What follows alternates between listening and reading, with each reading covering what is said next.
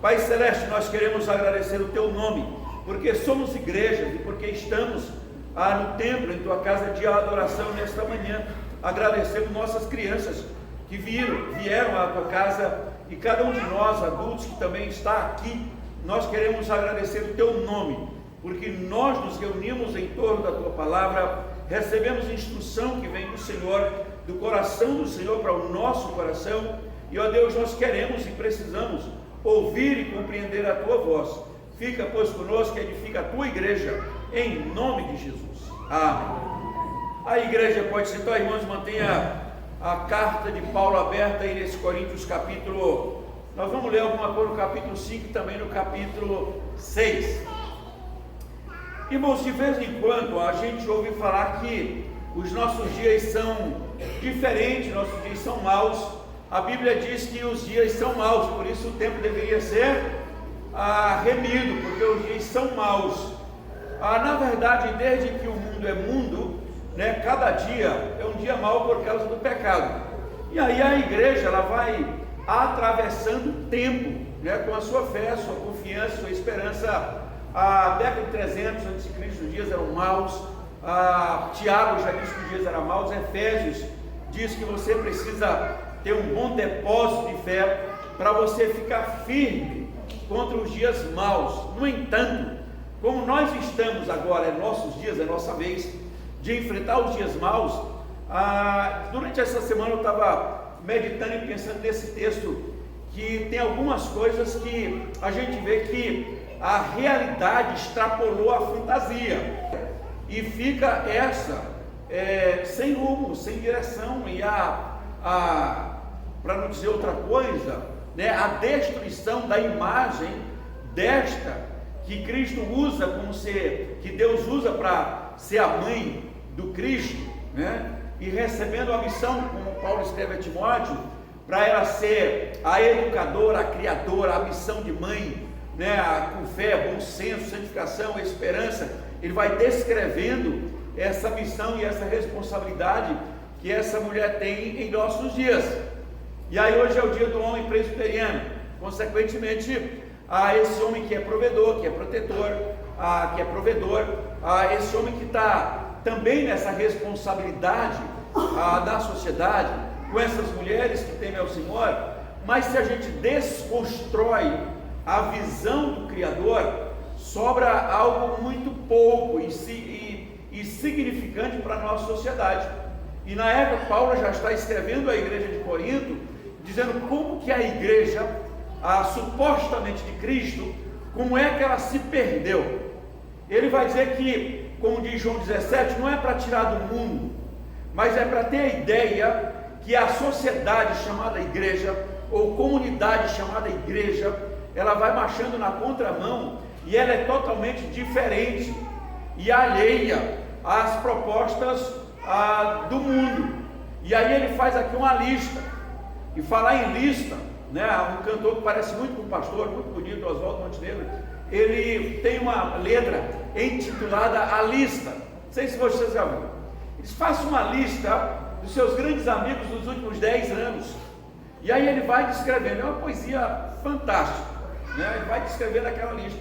Só que agora Paulo faz uma lista de quem não vai entrar no céu.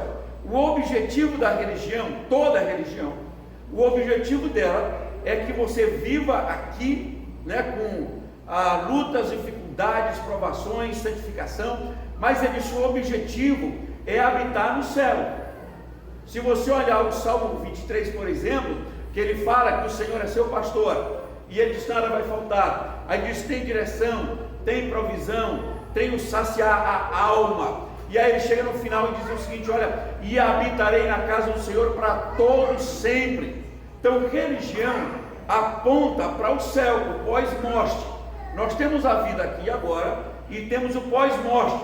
Só que nessa depravação geral dos nossos dias, acaba-se também a visão do céu. E aí os cristãos começam a reunir para fazer algum movimento em nome de Cristo, em nome do cristianismo, mas não pensam no céu, ou pelo menos o céu é algo extremamente difícil, não é para pensar agora, é quase inalcançável. Então vamos declarar, tomar posse, ordenar, viver o aqui e o agora, e aí a gente vai com overdose em várias áreas de um cristianismo moderno, social, que não é cristão, que não é bíblico. Então vamos lá, primeira lista no capítulo 5, vê se você se inclui nessas listas aí, tá bom? Se tiver só um ponto, é porque pula para fora, já mudou. Verso 9 diz assim: já em carta eu vos escrevi, capítulo 5, verso 9, que não vos associeis com os impuros. Refiro-me com isto não propriamente aos impuros deste mundo, ou aos avarentos, ou roubadores, ou idólatras, pois neste caso terias que sair do mundo. Eles, olha, você está no mundo, você vai conviver com os impuros deste mundo, não tem como, você está no meio, você tem os encontros lá as pessoas socialmente, mas você evita. Verso 11: mas agora eu vos escrevo que não vos associeis com alguém que, dizendo-se irmão, foi impuro, ou avarento, ou idólatra, ou maldizente, ou beberrão, ou roubador, com este tal nem ainda comais. Então ele faz uma lista de comportamento, que ele diz assim, olha, alguém diz assim, não, eu não sou roubador, eu não sou idólatra, eu não sou beberrão, ele diz assim, mas é maldizente. E se tem algo que a gente reclama nesta geração, é de tudo, nada está bom. Parece que em casa, marido, mulher, sogra, cunhado, onde mora o louvor, a adoração, a pregação, o encontro com os irmãos, se demora, se está muito, se está pouco. É uma geração que aprendeu a reclamar. E ele diz assim, os reclamões, ele diz assim, os maldizentes, começa a dizer tanta coisa que nunca está bom, eles também não vão herdar o reino. Verso 12: pois com que direito haveria eu de julgar os de fora, não julgais vós os de dentro, ou os de fora, porém, Deus os julgará. Expulsai, pois, de dentro de vós o malfeitor. E se a igreja de Corinto estava convivendo nessa mesma panela, né, de cristãos idólatras, insatisfeitos, e aí ele vai descrevendo como é que era isso. De repente, ele começa no capítulo 6, dizendo sobre julgamento, sobre questão judicial, questão de um irmão contra outro. Ele vai dizendo tudo isso, e aí ele para a partir do versículo de número 9, e aí ele começa a fazer uma nova lista agora. Ele diz assim, olha, ou não sabeis que os injustos não herdarão o reino de Deus? Não vos enganeis, nem impuros, nem idólatras, nem adúlteros, nem efeminados, nem sodomitas, nem ladrões, nem avarentos, nem bêbados, nem maldizentes, nem roubadores herdarão o reino de Deus. Isto é fato. Mas há um movimento gospel ou cristão que diz que essas pessoas podem ser muito bem extremamente religiosas, cristãs, não precisam mudar, porque Deus é amor, Deus é misericórdia, Deus é bondade. Nós estamos vendo aí todos os dias, a gente não pode citar muitos os casos, mas vocês veem isso diariamente. E há esse apelo para a tolerância, porque você não pode mais ser contra certos comportamentos, porque Deus é amor e todos vão em direção ao céu. E aí, no verso de número 11, o apóstolo Paulo vai dizer, é verdade que vocês, alguns foram, mas não são mais. Verso 11, tais fostes alguns de vós. Mas aí aconteceu pelo menos 4 coisas. Ele disse, fostes lavados, fostes santificados, fostes justificados em nome do Senhor Jesus Cristo e no Espírito do vosso Deus. Então, todos poderão entrar no reino de Deus, desde que passe por esse processo de ser lavado, santificado, justificado.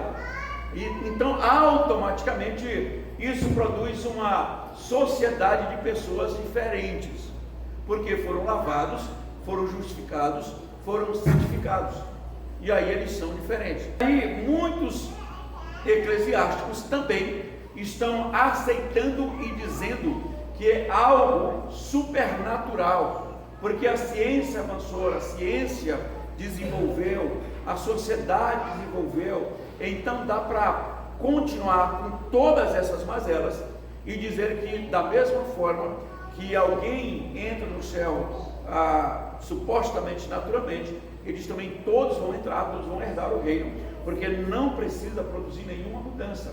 E o apóstolo descreve isso, diz: olha, isto é fato, mas alguns de vocês foram isso, mas agora não são mais. Por quê? Porque foram lavados e santificados e justificados no sangue de Cristo. Se você passar algumas páginas lá para o capítulo 21 de Apocalipse, o verso 8, também tem outra pequena lista. Vamos lá ver. Lá está bem menor, só um verso. Capítulo 21, verso 8 de Apocalipse. Ele diz: quanto, porém, aos covardes, aos incrédulos, aos abomináveis, aos assassinos, aos impuros, aos feiticeiros, aos idólatras e a todos os mentirosos, a parte que lhe cabe será lançada no lago que arde com fogo e enxofre, a saber, a segunda morte, ou seja, não herdarão o reino de Deus. Então, tanto o capítulo 5 de 1 Coríntios, como o capítulo 6, e agora Apocalipse 21, verso 8, eles têm listas. Aí a gente pode pensar, alguns pensam: pastor, mas e então como é que entra o reino de Deus? Ele disse: é simples. Romanos diz: quem crê, com a boca, com o coração se crê, e com a boca se confessa a respeito da salvação.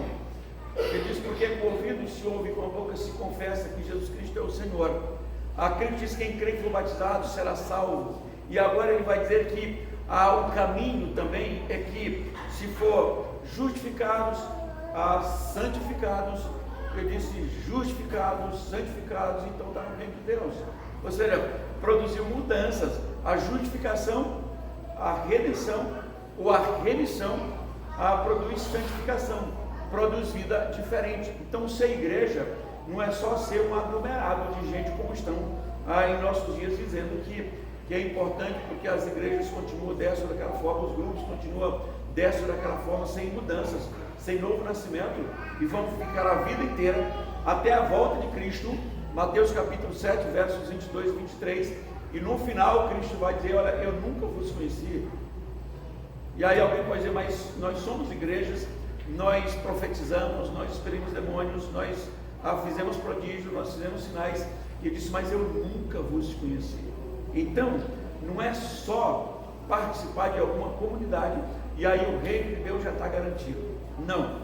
Ele disse: vocês foram, no entanto, vocês foram lavados, justificados e santificados no Espírito. Isso é o que faz igreja. Igreja é uma comunidade de gente comprada pelo sangue de Cristo. Isso inclui justificação, santificação e ser lavado pelo sangue de Cristo. É simples assim. Então, cada dia que passa, os dias ficam mais complicados, mais difíceis, mas sempre a geração presente tem a responsabilidade de continuar como luz do mundo, como sal da terra, brilhando, proclamando o nome do Senhor Jesus Cristo. Os dias são maus. Então, ele disse assim: vamos remir o tempo. Ele disse: veste toda a armadura de Deus para ficar firme no dia mau. Ele disse: é com fé e oração. E aí a igreja vai atravessando a história. A gente tem lá desde Atos 2, ou de Cristo até hoje. Quando você vai para João 17, você descobre que o Cristo orou por você. Quando ele diz: Pai, eu não peço que os tires do mundo, e não peço só por estes, mas por todos quantos vierem a crer em mim. Então você crê hoje. Então Cristo orou por você. E a Bíblia diz que Cristo está à destra de Deus, de onde também intercede por nós, e de onde virá para julgar os vivos e os mortos. É o nosso credo apostólico. Então, ser igreja é mais do que ser um aglomerado de gente que reúne para alguma atividade em nome de Cristo. É um grupo de pessoas comprados, lavados, santificados, justificados. e estes são colocados no mundo como sal e como luz do mundo, para andar na contramão dessa sociedade que hoje diz que agora já vale qualquer coisa, inclusive em nome de Deus. Mas que Deus tenha misericórdia de nós e nos abençoe, nos sustente e nos guarde nesse mundo tenebroso. Que Deus nos abençoe. Vamos orar ao Senhor. Pai Celeste, mais uma vez nós queremos agradecer o Teu nome, porque a Tua graça é melhor do que a vida, e a Tua graça nos fez igreja, a Tua graça nos fez pessoas justificadas, lavadas e santificadas, a Tua misericórdia nos fez andar com ousadia nesse mundo tenebroso. Abençoa e sustenta a Tua igreja, o Teu povo que está em Tua casa nesta manhã, um povo que foi justificado, que foi lavado e que é santificado em Cristo. Amém. Amém. Irmãos, nós vamos...